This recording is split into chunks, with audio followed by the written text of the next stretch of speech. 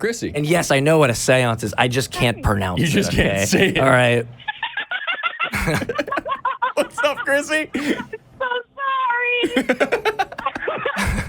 was trying to be quiet. Oh, you're good. You're just fine. I'm just a lightning bolt of just laugh at me, just strike it down. Doing terribly. Did you use a Weggy board, a Luigi board? Luigi board. No, there wasn't a Luigi board. So, Chrissy, tell us about this seance and your experience with it. It was painful. I bet. Painful. Yeah. I really can't recant it because I was listening to you guys more than I was listening to that. Well, did it work? Did it? Yesterday.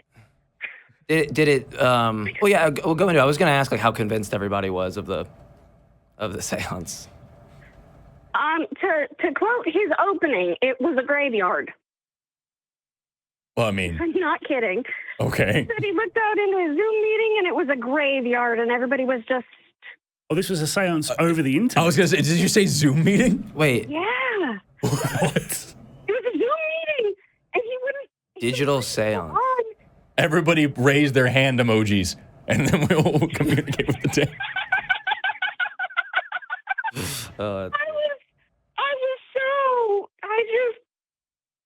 Face palm. Yeah. It was painful. What brought you into this situation where you were having a Teams meeting with a ghost? What was going on with that?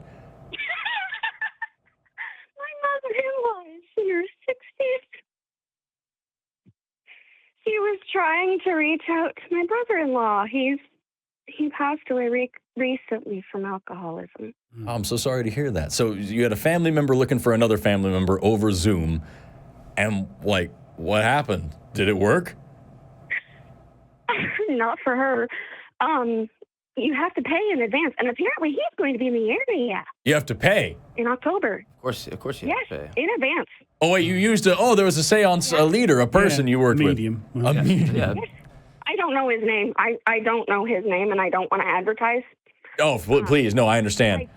I'm putting the pieces of the story together. So a vulture contacted you guys to help reach out to your brother-in-law and over Zoom. But I mean, that's the idea. Something like a vulture. That's what they are. Yeah. Well, only I shouldn't say I actually like vultures. Vultures are cool birds. Vultures are amazing, Forrest. Didn't you? Right. I shouldn't insult the vultures. I'm sorry. Don't eat them though. Don't eat them. No, the Bible says not to. So. It was that his wife, her voice. I am able to distinguish between voices pretty well. I don't know if it's a unique trait. I'm not going to claim that it is, but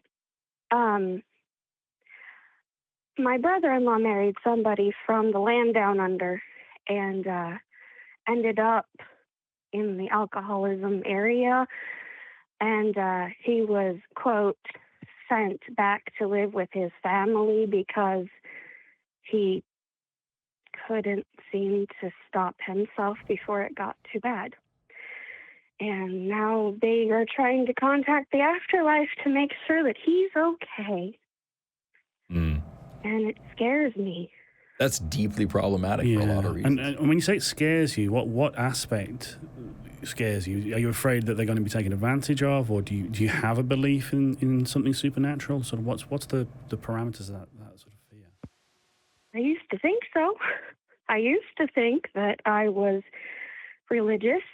It was my grandmother that beat it into me. Words. But my grandmother, it's come to light now that maybe she wasn't as honest as she swore up and down she was. So we were raised to think a specific way. And the first time I shared an atheist video with my sister, Sunny Jmike, that the first thing she did was, no. no, that's not right. But at the same time, it's the same God that my grandmother sunk so much of her money into. Your instincts were sharp, obviously. Like, the seance was obviously bunk. But those kinds of supernatural beliefs they permeate society, and you can't really, especially if you had it in your family, it's difficult to separate them from facts sometimes. If you want a bit of catharsis, I would recommend looking up things like Barnum statements, hot and cold reading, the techniques of the sham medium. Not that there's anything other than sham mediums. Right. But I'm hearing in your voice that while we have a laugh at how silly it is, this is still a traumatic time. So we're not counselors, we're not trained for that, but there's no shame or problem in seeking out help if you're feeling overwhelmed, or maybe asking your family to engage in it as well. Because losing someone, especially to something as sort of bad as alcoholism, that's not easy to cope with.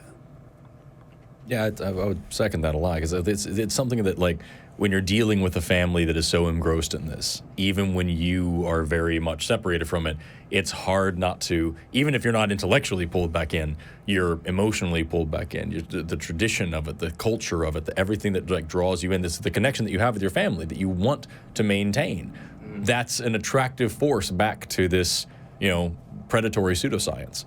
So I think that's amazing advice to look up how these things work, how mentalists do their tricks, how these people get away with this stuff. I can't ever recommend The Amazing Randy enough, and the way that he was able to tear these things apart. That's huge.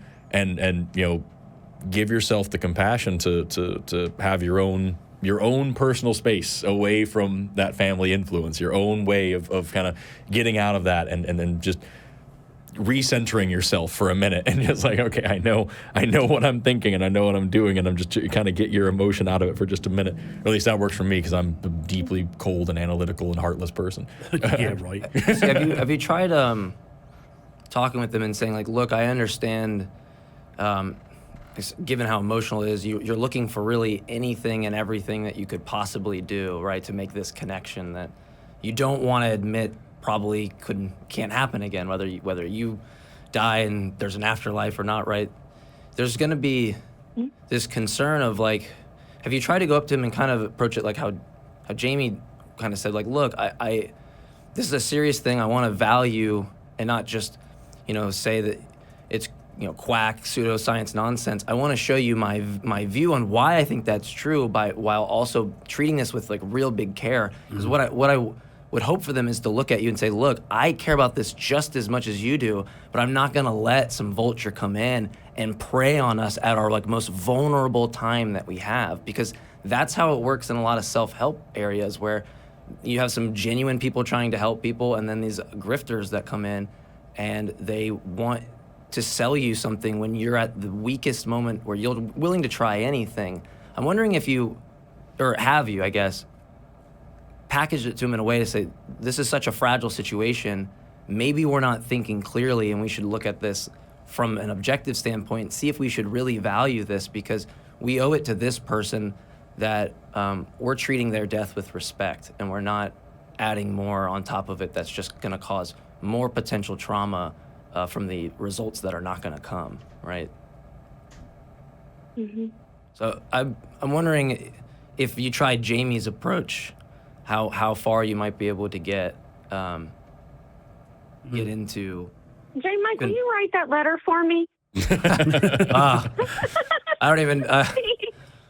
I could try. If you want to email Jmike at atheist-community.org, I'd be happy to talk back and forth with you and give you some ideas. But yeah, I want the people in your life, and only you know how this is going to work for them. I just suggest, trying to look at this from, at least from them, as going to the deepest level you can on their level, so that they're more willing to come for you on the ride of showing that it's pseudoscience and nonsense, because they're not going to feel like you're coming at them like, oh, this is garbage, right? It makes it feel like you're taking it seriously to the best of your ability, but just showing, look, I care about truth, and this doesn't hold up to scrutiny. Yeah. And here's grief what I'm gonna makes do. sorry. When or if you eventually post this, Jmike, I'm going to show it to her. How about that? There you go. Okay. Yeah.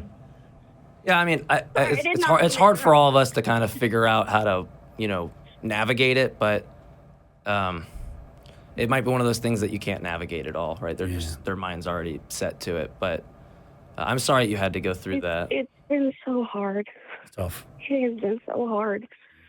That is another I- consideration also. If I think what you just said there about how this might not be navigable at this moment, I think that's really important to remember is like, what is the goal of trying to deconstruct this?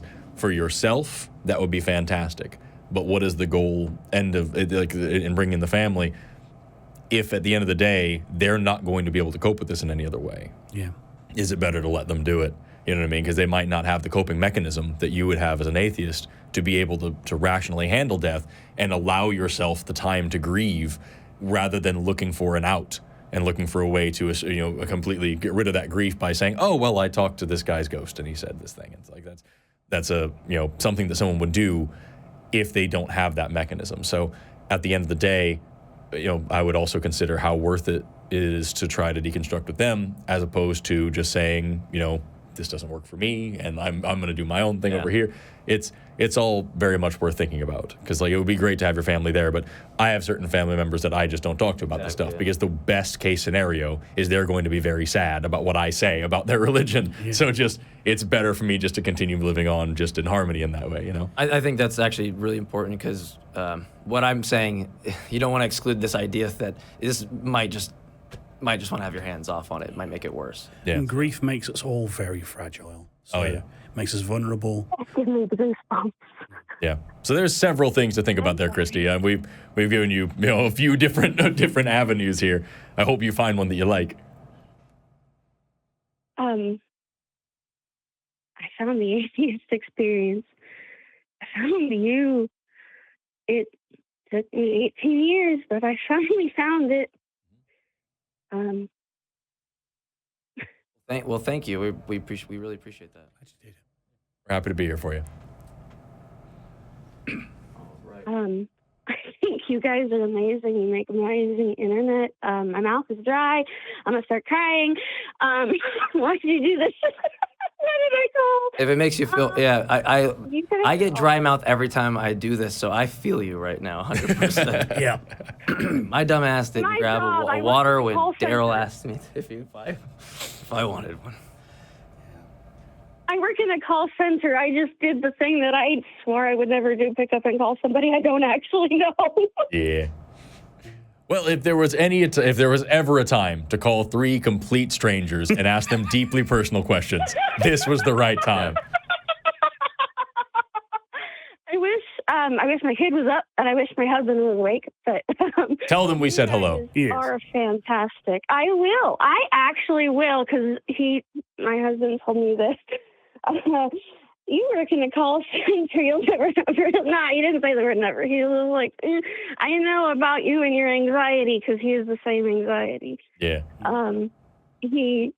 I love him to death, and I had to remove my kid and that mode of thinking from my head in order to even lead a happy life at this point, because just believing that I was going to go somewhere like in a video game I'm going to be playing this afternoon, that's horrendous. That's awful. Why would I want to believe that I'm going to go there? Because I'm already going there. Yeah. I have nowhere else to go. When I'm gone, I'm gone. I got nowhere else. But I want to heal the earth while I'm here, because that's what we are here for. We can't do it alone. We have to do it together, and we can't do it with the current divide that exists in our country. The way that things are going now, it's just going to end in a dead end. Yeah, hatred and division never really seems to work out. But that's why we have issues of shows like this and communities like this, because community and compassion and care are all that we can do. But thank you so much, Chrissy. I really appreciate you calling in. We've got a couple other people on the line we got to get to, but I really appreciate you trusting us enough to call and open up about all this stuff. It's really kind of you. Thank you.